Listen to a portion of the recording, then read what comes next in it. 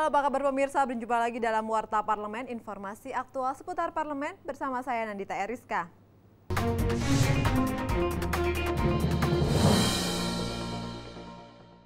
Terkait wacana pemindahan pusat pemerintahan dan ibu kota negara, DPR RI meminta pemerintah melakukan kajian secara menyeluruh dengan mempertimbangkan masukan dan pendapat dari semua pihak agar rencana tersebut dapat diwujudkan dan dapat mengakomodasi kepentingan semua pihak. DPR RI mendorong pemerintah untuk melakukan pembahasan secara menyeluruh terkait kajian pemindahan pusat pemerintahan yang ditargetkan selesai pada tahun 2017. Ditemui saat menghadiri rapat paripurna di Gedung Nusantara II Senayan baru-baru ini, anggota Komisi 1 DPR RI, Bim Binyamin, mengatakan pemerintah perlu mempertimbangkan masukan-masukan dari berbagai pihak supaya terjadi perhitungan yang matang di dalam kajian pemindahan pusat pemerintahan. Hal ini dilakukan agar rencana pemindahan pusat pemerintahan dapat terwujud. Bim menambahkan, wacana pemindahan pusat pemerintahan menyangkut kepentingan Indonesia di masa depan. Oleh karena itu, ia meminta pemerintah terbuka dalam setiap prosesnya dan melibatkan semua kalangan. Nah, ini di Indonesia sendiri rencana pemindahan pusat pemerintahan itu sudah zamannya Bung Karno ya di Palangkaraya. Waktu Pak Harto juga sudah ada rencana pemindahan, dan kita harapkan ini jangan cuma niat terus hilang begitu saja ya. Artinya memang benar-benar dilaksanakan karena memang sangat penting sekali ini pusat pemerintahan dipindahkan. Yang berikutnya adalah prosesnya itu nanti harus melibatkan banyak pihak ya, karena memang ini untuk kepentingan nasional. Senada dengan Bim, anggota Komisi 1 Muhammad Syafruddin menegaskan pemerintah memerlukan masukan dari berbagai pihak agar sarana dan prasarana yang dibutuhkan dapat terangkum dengan baik.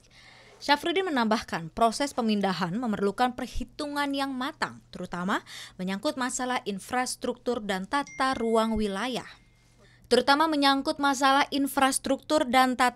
wilayah. Untuk itu pemilihan tenaga ahli yang akan dilibatkan harus dilakukan secara bijak.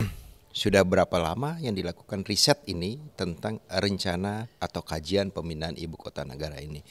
Kalau seandainya pemerintah sudah memiliki perhitungan yang matang dan sudah layak, saya pikir bisa saja disampaikan kepada publik untuk mungkin meminta masukan atau input dari publik juga, atau mungkin ke DPR supaya ini semua bisa berjalan dengan baik. Saya apresiasi juga apa yang disampaikan. Naomi dan Julian, TVR Parlemen melaporkan. Untuk mengimbangi perkembangan masyarakat yang semakin modern dan dinamis, DPR RI mendukung penguatan kinerja Badan Pusat Statistik sebagai lembaga negara yang bertanggung jawab dalam penyediaan data mengenai pembangunan. Pimpinan DPR juga mendorong kerjasama antar Badan Keahlian Dewan DPR RI dengan BPS.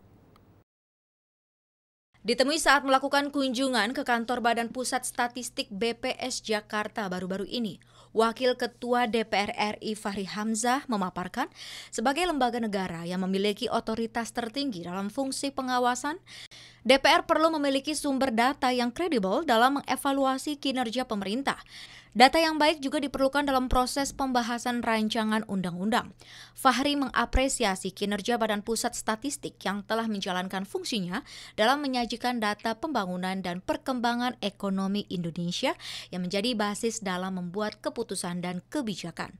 Untuk itu, ia mendorong penguatan kerjasama Badan Keahlian DPR RI dengan BPS guna membantu peneliti dalam mengakses data yang akurat seiring dengan perkembangan dan reformasi di lembaga DPR RI. DPR itu adalah lembaga pengawas yang tertinggi di negara kita.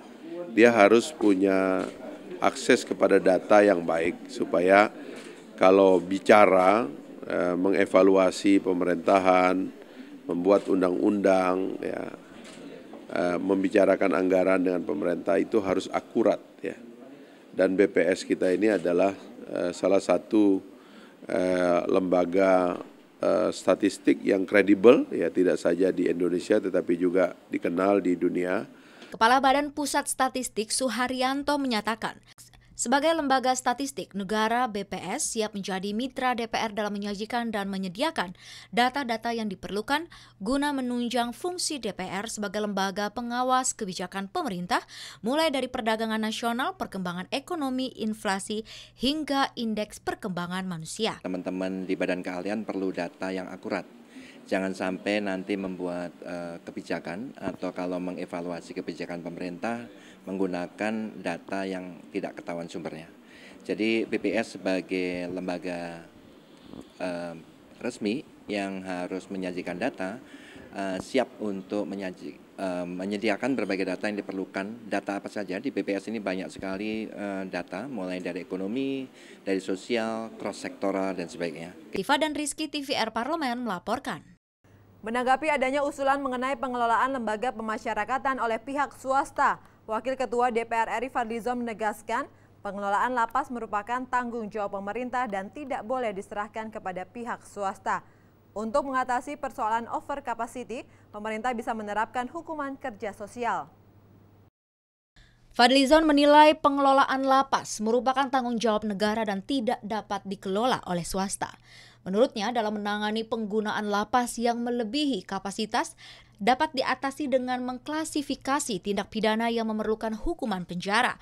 Karena jika seluruh tindak pidana dijatuhi hukuman penjara, maka akan menambah beban yang akan ditanggung oleh negara. Fadlizon menjelaskan selama tindak pidana yang dilakukan tidak mengganggu kepentingan publik secara langsung, pelaku tindak pidana tidak perlu diberikan hukuman penjara. Pemisahan tadi jenis kejahatannya apa?